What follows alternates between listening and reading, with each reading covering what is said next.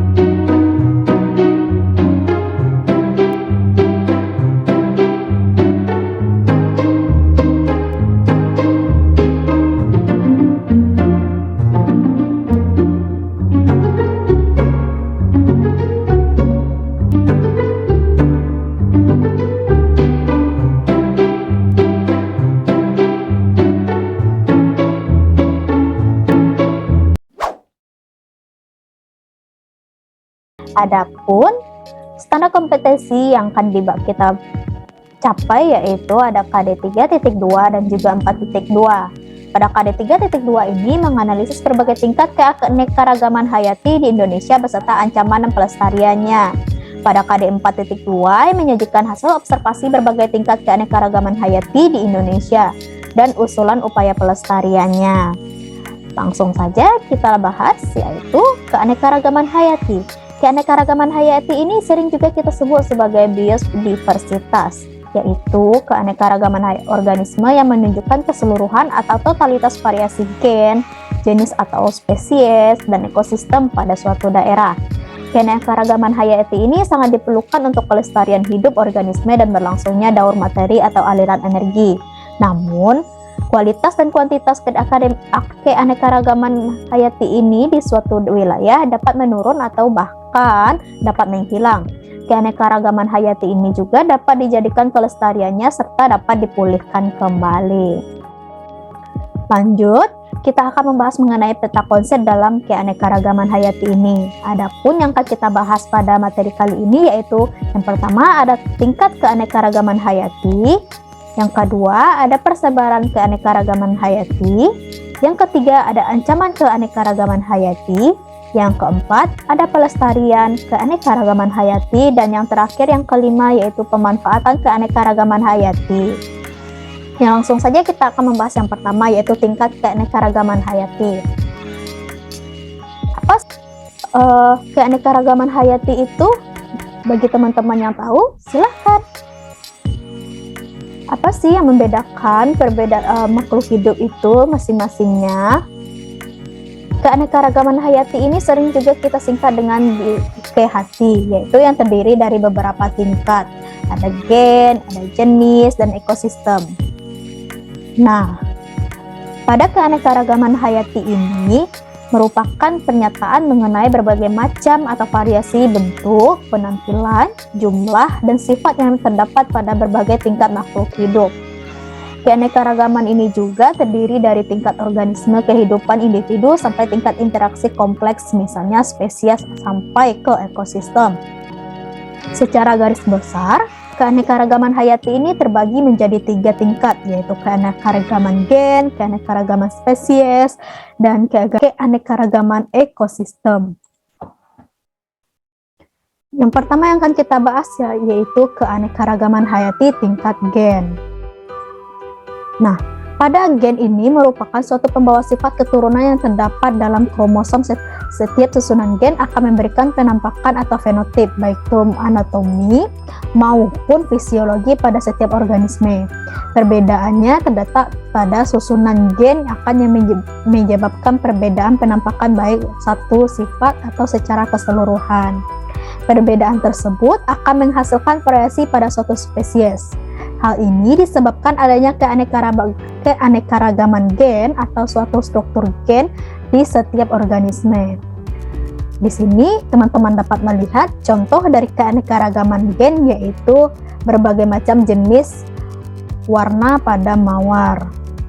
Ada mawar merah, ada mawar putih, dan ada pun mawar kuning. Nah, selanjutnya yaitu keanekaragaman hayati pada tingkat jenis atau sering disebut dengan spesies. Keanekaragaman jenis ini menunjukkan keseluruhan variasi yang terdapat pada makhluk hidup antar jenis. Perbedaan antar jenis pada makhluk hidup termasuk pada satu keluarga atau family. Lebih cocoknya sehingga lebih mudah diamati daripada perbedaan individu dalam satu spesies. Contohnya yang dapat kita ambil yaitu pada keanekaragaman jenis keluarga kacang-kacangan. Contohnya seperti adanya kacang kapri, kacang tanah, kacang hijau, kacang merah, kacang kedelai, dan juga kacang panjang, serta kacang-kacang lainnya. Adapun contoh lainnya dari keanekaragaman jenis atau spesies ini yaitu ada berbagai jenis nyamuk, ada kantong semar di berbagai daerah, ada berbagai jenis macam warna maupun bentuk dari kucing, dan juga paku.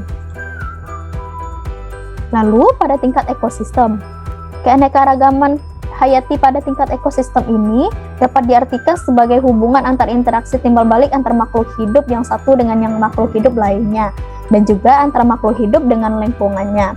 Keanekaragaman ekosistem yang merupakan keanekaragaman suatu komunitas yang terdiri dari hewan, tumbuhan, dan mikroorganisme di suatu habitat. Contohnya yaitu ada ekosistem sawah, hutan, dan pantai. Adapun contoh lainnya yaitu pada keanekaragaman ekosistem ini ada ekosistem air laut, ekosistem rawa, ekosistem gurun, dan ekosistem air tawar. Lalu, pada ekosistem ini terbagi atas beberapa tipe. Yang pertama ada ekosistem perairan dan juga ekosistem daratan. Pada ekosistem perairan sering disebut dengan akuatik. Pada ekosistem perairan ini merupakan komponen abiotik sebagian besar terdiri atas air. Makhluk hidup atau komponen biotik dalam ekosistem perairan dibagi menjadi beberapa kelompok, seperti ada plankton, ada nekton, ada perifiton, ada neuston, dan juga bentos. Nah, pada ekosistem perairan ini terbagi juga atas beberapa. Yang pertama perairan air tawar, di mana memiliki kadar garam atau salinitas yang cukup rendah, bahkan lebih rendah daripada cairan sel yang ada terdapat makhluk hidup, serta dipengaruhi oleh iklim dan cuaca. Penetrasi atau masuknya cahaya matahari dibagi menjadi beberapa zona, yaitu ada litoral, limnetik, dan juga profundal. Yang kedua ada ekosistem air laut. Pada ekosistem air laut ini memiliki kadar garam atau salinitas yang tinggi, tidak dipengaruhi oleh iklim dan cuaca. Habitat air laut yang saling berhubungan antara laut yang satu dengan laut yang lainnya, dan juga memiliki variasi perbedaan suhu bagaikan permukaan dengan di kedalaman air laut. Lalu, adapun macam-macam dari ekosistem air laut ini ada 5. Yang pertama ada ekosistem air laut, ada ekosistem terumbu karang, ada ekosistem estuari, ada ekosistem pantai pasir, dan juga ekosistem pantai batu. Lalu, macam-macam ekosistem lainnya ada ekosistem daratan. Ekosistem darat ini merupakan ekosistem yang lingkungannya fisiknya berupa daratan. Ekosistem darat yang meliputi area yang sangat luas yang disebut dengan bioma. Tipe bioma sangat dipengaruhi oleh iklim, sedangkan iklim dipengaruhi oleh letak geografis, garis lintang, dan juga ketinggiannya tempat dari permukaan air laut.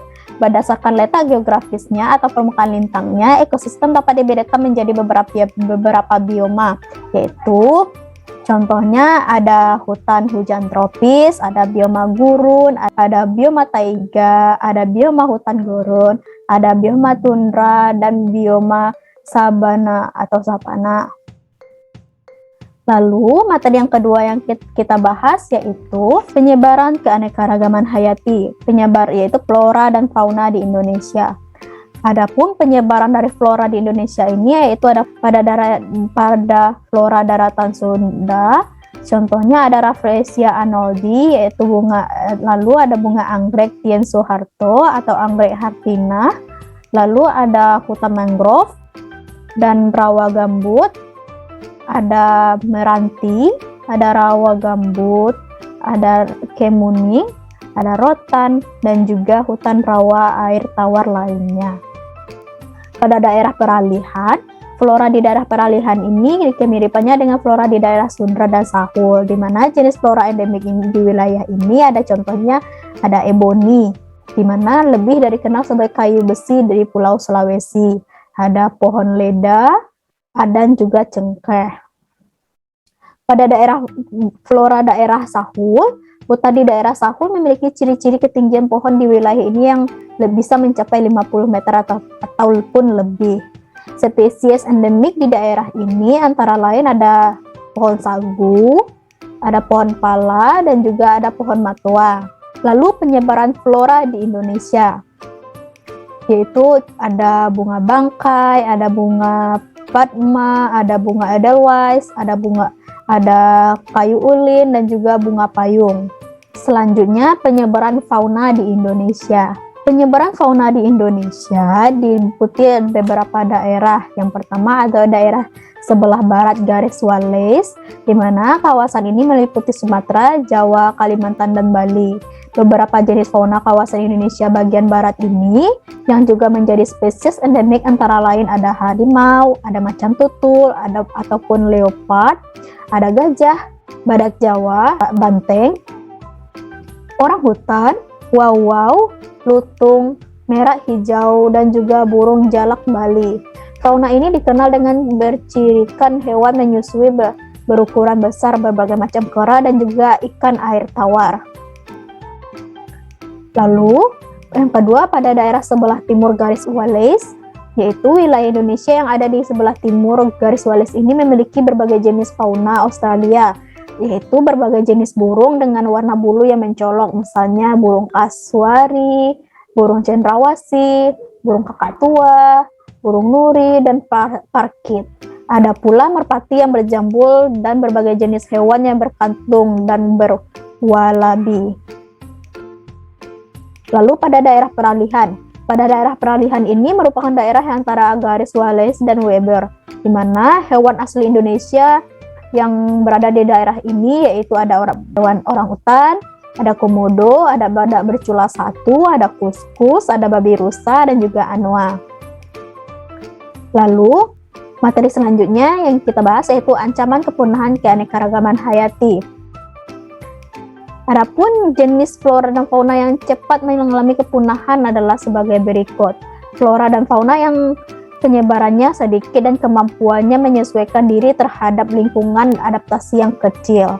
Lalu, adanya flora dan fauna yang ditemukan di daerah persebaran sempit. Flora dan fauna yang membutuhkan daerah luas untuk bertahan hidup, yang merupakan pemangsa besar sehingga dibunuh oleh manusia. Lalu, flora dan fauna yang memiliki kekhususan tinggi. Lalu, umumnya merupakan fauna besar dengan kepadatan rendah. Flora dan fauna yang bersaing dengan manusia baik langsung maupun tidak langsung. Lalu ada flora dan fauna yang memiliki nilai komersial. Dan yang terakhir yaitu pernah mempunyai kisaran luas dan kedekatan tetapi sekarang terbatas pada daerah terkecil tempat hidupnya. Nah, hal-hal yang dapat menyebabkan penurunan keanekaragaman hayati tersebut ada beberapa. Yang pertama ada perusakan dan pemusnahan habitat. Yang kedua adanya masuknya jenis hewan peliharaan dan tumbuhan baru pada suatu habitat tanpa penelitian dan pengembangan yang seksama. Yang ketiga ada penggunaan jenis tumbuhan dan hewan pada satu habitat secara berlebihan. Yang keempat, ada terjadinya pencemaran lingkungan dalam satu ekosistem, sehingga pencemaran lingkungan tersebut meliputi pencemaran air, tanah, dan udara. Yang kelima, ada pencemaran perubahan iklim global. Yang keenam, adanya perkembangan industri pertanian dan perhutanan. Dan yang terakhir adanya eksploitasi berlebihan saat penambahan logam dan pemanfaatan biota laut. Lalu, upaya-upaya apa sih yang kita butuhkan dalam pelestarian keanekaragaman hayati ini? Adapun upaya yang kita butuhkan dalam pelestarian keanekaragaman hayati ini ada dua, yaitu pelestarian secara in situ dan juga pelestarian secara ex situ. Di mana pelestarian secara in situ yaitu pelestarian keanekaragaman hayati yang dilakukan di tempat hidup aslinya atau habitatnya. Contohnya, kita membuat taman nasional dan cagar alam di tempat-tempat yang strategis. Lalu ada pelestarian ex situ, di mana pelestarian ex situ itu adalah pelestarian keanekaragaman hayati atau tumbuhan dan hewan dengan cara dikeluarkannya dari habitatnya dan dipelihara di tempat lain seperti adanya kebun binatang dan lain sebagainya. Lalu, adapun manfaat dari pelestarian keanekaragaman hayati, sehingga manfaat pelestarian keanekaragaman hayati ini dapat digunakan dari berbagai sumber. Yang pertama ada sebagai sumber pakan dan sandang, yang kedua ada sebagai sumber obat-obatan, yang ketiga ada sebagai sumber kosmetik, yang keempat ada sebagai sumber pangan, dan yang kelima sebagai sumber papan atau rumah adat. Mungkin itu penjelasan materi kita pada hari ini. Saya tutup. Assalamualaikum warahmatullahi wabarakatuh.